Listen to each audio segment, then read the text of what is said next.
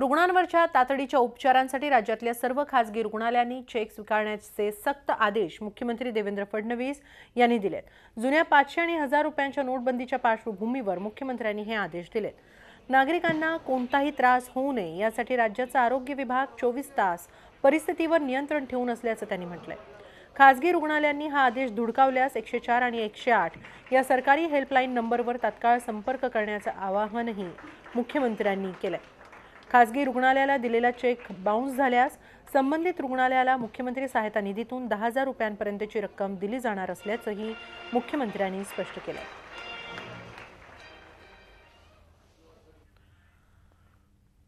सगळ्या प्रायव्हेट हॉस्पिटल्सला आम्ही विनंती केली आहे की सगळ्या प्रायव्हेट हॉस्पिटल्सनी त्या ठिकाणी किमान चेक त्या ठिकाणी स्वीकारावा आणि आम्ही हे एन्श्योर करतो की समजा जर चेक बाउन्स झाला तर त्याच्यामध्ये पहिल्याच झटक्यात आम्ही मुख्यमंत्री सहायता निधीमधनं 10,000 रुपयापर्यंत रिएम्बर्समेंट करू आणि त्याच्यानंतर निगोशिएबल इन्स्ट्रुमेंट ऍक्टच्या अंतर्गत जी काही कारवाई करायची असेल ती आम्ही करू तुमच्यासोबत।